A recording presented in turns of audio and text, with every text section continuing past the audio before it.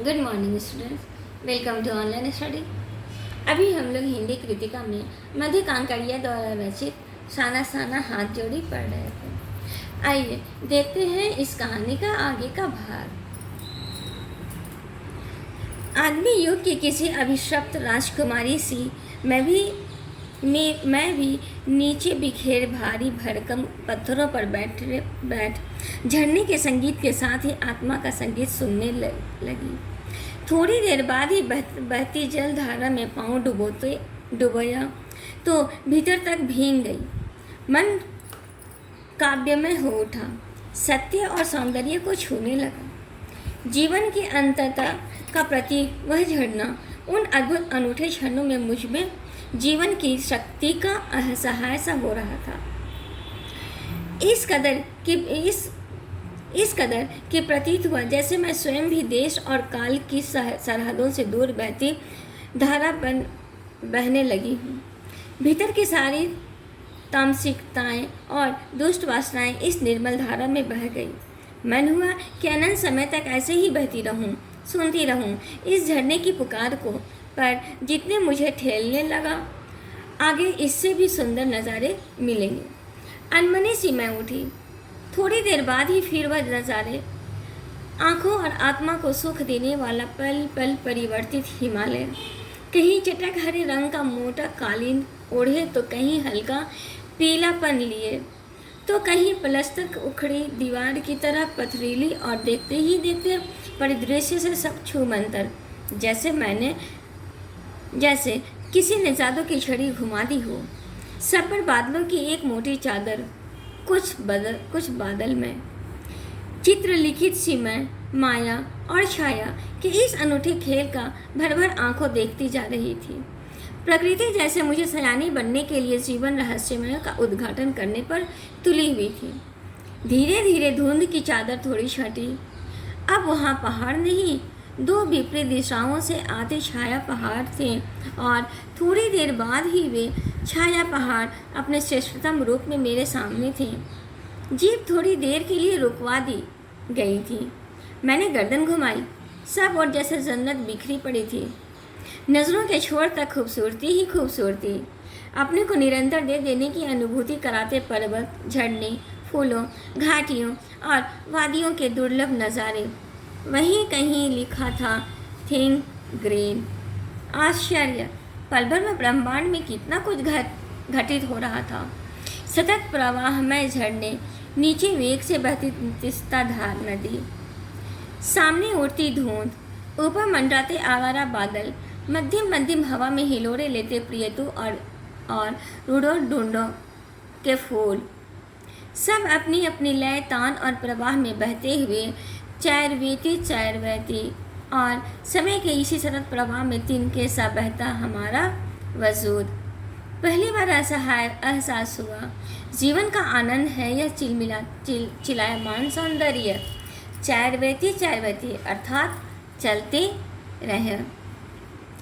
संपूर्णता के उन क्षणों में मन इस बिखरे सौंदर्य से इस कदर एकात्म हो रहा था कि वह भीतर बाहर की रेखा मिट गई थी। आत्मा की सारी खिड़कियां खुलने लगी थीं। मैं सचमुच ईश्वर के निकट थी। सुबह सीखी प्रार्थना फिर होठों को छूने लगी थी। साना साना हाथ जोड़ी कि तभी वह अति इंद्रिय संसार खंड खंड हो गया। वह महाभाव सुखी टहनी सा टूट गया।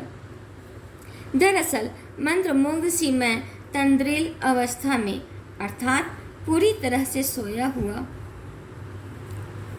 अवस्था में ही थोड़ी दूर तक निकल आई थी कि अचानक पांवों पर ब्रेक सी लगी, जैसे समाधिस्थ भावों में नृत्य करती किसी आत्मलीन नृत्यांगना के नुपुर अचानक टूट गए। नुपुर अर्थात घुंघरू टूट गए। मैंने देखा इस अद्वितीय सौंदर्य के निरपेक्ष कुछ पहाड़ी औरतें पत्थर पर बैठी पत्थर तोड़ रही थी। गूंथे आटे सी कोमल काया पर हाथों में कुदाल और हथौड़े, कईयों की पीठ पर बंधी डोको अर्थात बड़ी टोकरी में उनके बच्चे भी बंधे हुए थे। कुछ कुदाल को भरपूर ताकत के साथ जमीन पर मार रही थी।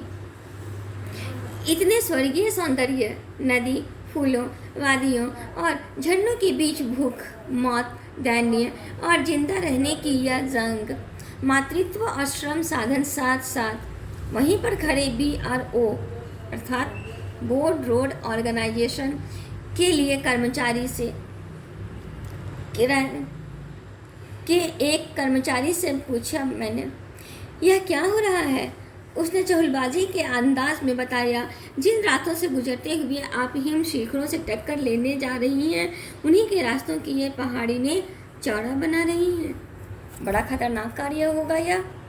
मेरे मुंह से अकस्मात निकला, वह संजीदा हो गया। कहने लगा, पिछले महीने तो एक की जान भी चली गई थी। बड़ा दुस्साध्य कार्य है पहाड़ों पर रास्ता बनाना। पहले डायनामाइट से चट्टानों को उड़ा दिया जाता है, फिर बड़े बड़े पत्थरों को तोड़ मोड़ कर एक आकार के छोटे छोटे पत्थरों में बदला जाता है, फिर बड़े से जाले में उन्हें लंबी पट्टी की तरह बिठाकर कटे रास्तों पर बाड़े की तरह लगाया जाता है। जरा सी चूक और सीधा पाताल प्रवेश।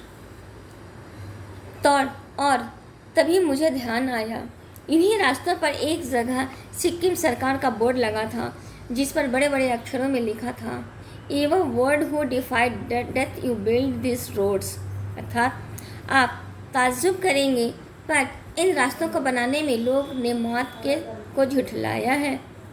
एकाएक मेरा मानसिक चैनल बदला, मन पीछे घूम गया। इसी प्रकार एक बार पलामू और गुमला के जंगलों में देखा था। पीठ पर बच्चे को कपड़े से बांधकर पत्तों की तलाश में वन वन डोलती आदिवासी युवतियाँ, उन आदिवासी युवतियों के फूले हुए पाँव और इन पत्थर तोड़ती पहाड़ियों के हाथों में पड़े ठाठे एक ही कहानी कह रहे थे कि आम जिंदगियों की कहानी हर जगह एक सी है। सारी मलाई एक तरफ, सारे आंसू, अभाव, यातना और वंचना एक तरफ। और तभी मेरी सहयात्री मणि और जितने भी मुझे खोजते खोजते वहाँ तक आ गए थे, मुझे गमगीन देख जितेन कहने लगा, मैडम, ये मेरे देश की आम जनता है, इन्हें तो आप कहीं भी देख लेंगी। आप इन्हें नहीं, पहाड़ों की सुंदरता को देखिए, जिसके लिए आप इतने पैसे खर्च करके आए हैं। Thank you.